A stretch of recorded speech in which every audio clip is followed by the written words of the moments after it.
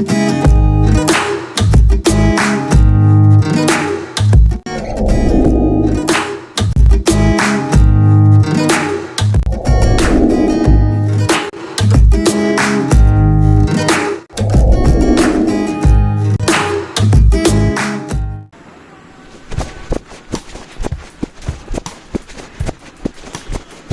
तू यहाँ क्या कर रही है?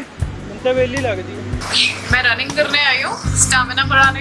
और क्या यार हम तो पिछले 1.5 घंटे से कर रहे हैं, हमारी तो बस होगी। पिछले 1.5 घंटे से? मैं तो 40 मिनट से आई हूँ, मेरा तो हो गया। मैं 40 मिनट? यार हम पिछले 1.5 घंटे से यहाँ पे स्टेमिना बढ़ा रहे हैं। तू कहती कोई 40 मिनट में यार स्टेमिना बनता है कोई? वैसे दीदी स्टेमिना बढ़ाने तो आए, लेकिन स्टेमिना का मतलब क्या होता है? तो स्टैमिना का मतलब है the ability to sustain prolonged physical activity, यानी कि आपकी क्षमता बॉडी की कि आप कोई भी एक्टिविटी को ज़्यादा लंबे समय तक कर सकें। दीदी एक बात बताओ, अगर मैं लंबे समय तक एक्सरसाइज करूंगा तो मेरा तो ज़्यादा स्टेमिना बढ़ेगा। हाँ, ऐसा लगता है सबको कि आप जितना ज़्यादा लंबे समय तक करते हो कोई भी एक्टिविटी को, तो वो आपका स्टैमिना बढ़ाती है। बट हम इसको थोड़ा और ऑप्टिमाइज तरीके से कर सकते हैं, जिसमें हमको स्टैमिना एक्चुअल में इंक्रीज होगा। सो हमारी बॉडी एनर्जी प्रोड्यूस करने के लिए 3 अलग अलग सिस्टम से एनर्जी लेती है। पहला है ऑक्सीडेटिव सिस्टम, जिसको हम एरोबिक कैटेगरी में डालते हैं। दूसरा है हमारा एटीपी क्रेटीन फॉस्फेट। तीसरा है हमारा ग्लाइकोजन लैक्टिक एसिड। जो दूसरा एंड तीसरा है वो हमारा एनारोबिक कैटेगरी में आता है, जिसमें हमारी ऑक्सीजन की ज़रूरत नहीं होती है।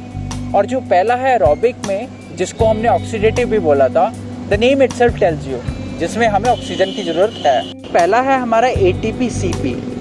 एटीपी-सीपी एडिनोसाइन ट्राइफॉस्फेट, जिसको बफर देता है क्रेटीन फॉस्फेट। जो हमारी शॉर्ट मूवमेंट्स होती है, जैसे कि थ्रोइंग, जंप करना, ये सारी मूवमेंट्स जो हैं, इसमें हमारा एटीपी क्विकली प्रोड्यूस होता है, बट कुछ ड्यूरेशन के लिए होता है। तो पहले जो कुछ ड्यूरेशन है 4 से 5 सेकंड, वो हमारा एटीपी कंज्यूम कर जाता है। उसके बाद जो बफर देता है, जो कि हमारा कंपाउंड है क्रेटीन फॉस्फेट, वो हमें कुछ 10 से 15 सेकंड के लिए बफर और दे देता है। सो दैट मीन्स कुछ शॉर्ट मूवमेंट्स के लिए ये हमारा एटीपी सीपी सिस्टम काम आता है। सो दूसरा हमारा ग्लाइकोजन लैक्टिक एसिड।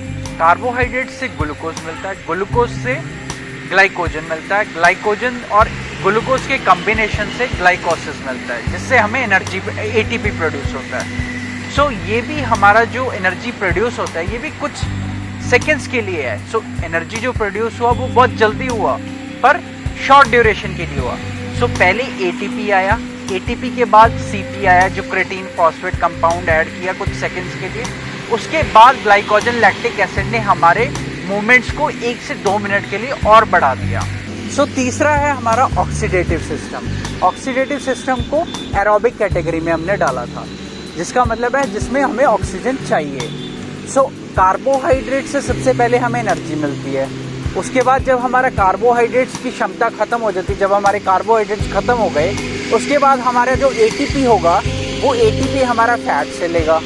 फिर अगर फैट से भी कम हो जाता है तो एंड में प्रोटीन से लेता है। सो इसमें जो हमारी एटीपी एनर्जी जो प्रोड्यूस करता है, वो हमारा कार्बोहाइड्रेट्स, प्रोटीन और फैट से लेता है। सो इसमें जो एटीपी की प्रोडक्शन है वो बहुत ही ज़्यादा स्लो है, ताकि आपको मैक्सिमम एफर्ट मिल सके for the longer duration of time.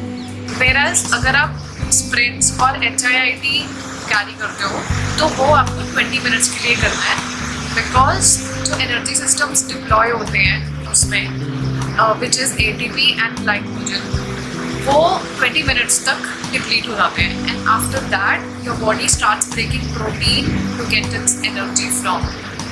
I hope अब आप अपना वर्कआउट अच्छे से प्लान कर पाओगे। तो आइडियली जब आप अपना वर्कआउट प्लान कर रहे हो तो आपको स्टेडी स्टेट कार्डियो, यानी कि कोई भी एक्टिविटी जिसमें आप कांस्टेंट एनर्जी डिप्लॉय कर रहे हो सेम इंटरवल्स पर, वो आपको एटलीस्ट 40 मिनट्स करना चाहिए। अगर आप उससे कम कर रहे हो तो एसेंशियली आप सिर्फ कार्बोहाइड्रेट्स बर्न कर रहे हो और फैट्स बर्न नहीं कर रहे हो आप। So you are not taking complete benefit of your aerobic activity. दीदी स्कूल में कुछ पढ़ा था, एनारोबिक एरोबिक करके कुछ होता है, एक्सरसाइजेज होते हैं, क्या होता क्या है, इनका डिफरेंस क्या है, मतलब है क्या ये? तो कार्डियो को एरोबिक एक्सरसाइज भी बोलते हैं। ऐसा क्यों बोलते हैं? बिकॉज एरोबिक का मतलब है कि कोई भी एक्टिविटी जिसमें हम एक्सेस ऑफ ऑक्सीजन लेते हैं। तो अब आप कहोगे कि यार ऑक्सीजन तो हम दूसरी एक्टिविटीज़ में भी लेते हैं, जैसे वेट ट्रेनिंग में भी लेते हैं, तो डिफरेंस क्या हुआ? तो डिफरेंस ये है कि जब हम वेट ट्रेनिंग या फिर HIIT जैसी एक्टिविटीज़ करते हैं, उसमें ऑक्सीजन जब तक हमारे मसल्स को रीच करता है उससे पहले ही वो एक्टिविटी कंप्लीट हो जाती है। लेकिन एरोबिक मतलब जैसे running, skipping, walking, jogging, dancing, इन एक्टिविटीज़ में एडिक्वेट अमाउंट ऑफ ऑक्सीजन हमारे मसल्स को रीच करता है।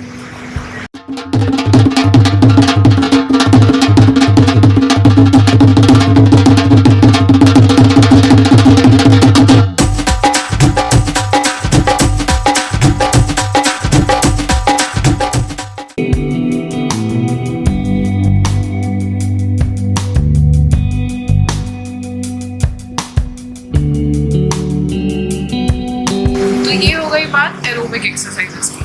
तो एनारोबिक क्या होता है? एनारोबिक मतलब जहाँ पे लैक ऑफ ऑक्सीजन होता है मसल्स में, जैसे कि वेट ट्रेनिंग, जैसे कि HIIT, स्प्रिंट्स।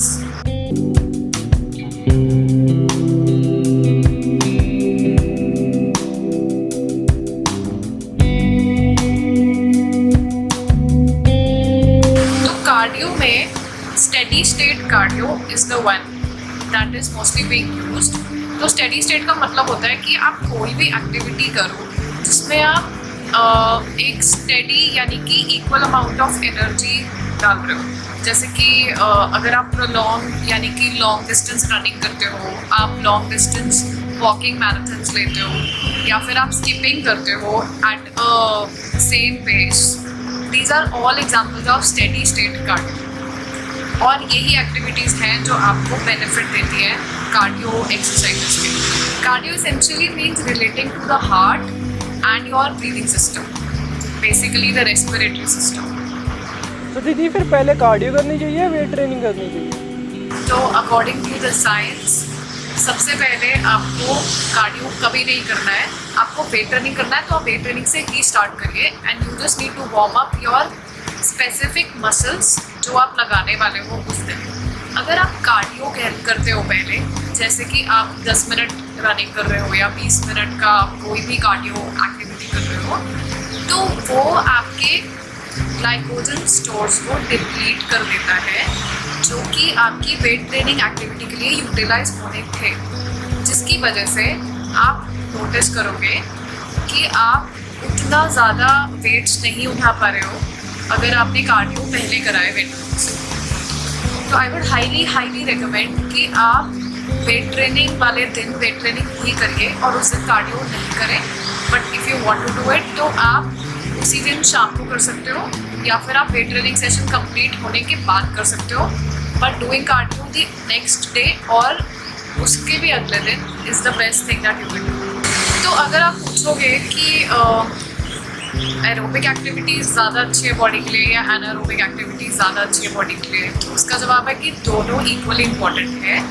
लेकिन आप कोई भी एरोबिक एक्टिविटी यानी कि दौड़ना, भागना, साइकिलिंग, आप ये एक्टिविटीज़ बिना अपने स्केलेटन सिस्टम को स्ट्रेंथन करे नहीं कर सकते। For example, you can not do running for a prolong period of time unless आपका skeleton system which involves tendons, bones, ligaments and joints are stable and they are strong. तो उनको strong करने के लिए आपको एनारोबिक एक्टिविटीज़ यानी कि weight training specifically करनी ही पड़ेगी। So you have to incorporate both of them, but anaerobic activity plays a slightly important role than aerobic activities, because आप एरोबिक एक्टिविटी कैरी नहीं कर सकते हो अगर आप एनारोबिक एक्टिविटीज़ नहीं करते। तो दीदी फिर वेट ट्रेनिंग पहले करने के फ़ायदे क्या हैं? तो क्या होता है कि जब आप वेट ट्रेनिंग करते हो तो वेट ट्रेनिंग करते हुए तो आप कैलोरीज बर्न करते ही हो, बट जब आप वेट ट्रेनिंग ख़त्म कर लेते हो उसके 24 to 48 आवर्स तक भी आपकी बॉडी कैलोरीज बर्न करती रहती है even at rest. This term is called after burning. Whereas अगर आप एरोबिक एक्टिविटीज़ करते हो उस केस में आपकी बॉडी कैलोरीज बर्न सिर्फ तब तक करती है जब तक आप वो एक्टिविटी कैरी कर रहे हो.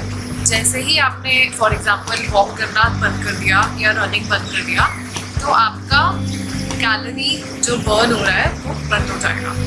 So this is one very important benefit of carrying out anaerobic activities, specially weight training activities.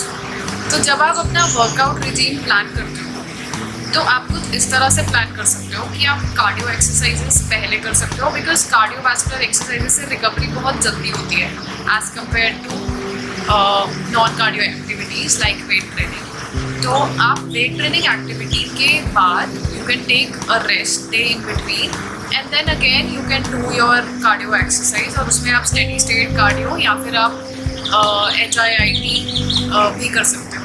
You can even include yoga in between. तो आपने अक्सर देखा होगा कि वेट ट्रेनिंग एक्सरसाइजेस में लोग अपने रेपिटेशंस बढ़ा देते हैं, लाइक मोर देन 15 रेपिटेशंस, और इंटेंसिटी कम कर देते हैं. तो उससे होता क्या है कि आप जो एनर्जी सिस्टम डिप्लॉय कर रहे हो वो एक्चुअली एरोबिक है एंड नॉट एनारोबिक. तो उससे आपके मसल्स बिल्ड या टोन नहीं होते हैं. So that practice has to be replaced. जब आप किसी भी वेट के साथ में 15 रेप्स कर पा रहे हो then you need to increase the weight and then carry out that weight training exercise so that आप एनारोबिक एनर्जी सिस्टम ही डिप्लॉय करो एंड ना कि एरोबिक. सो आज के लिए बस इतना ही. अगर वीडियो अच्छी लगी तो लाइक कर देना यार, शेयर कर देना. और नमिता क्या करना है? और सब्सक्राइब भी ज़रूर करना. तो मिलते हैं अगली वीडियो में. Take care and bye bye.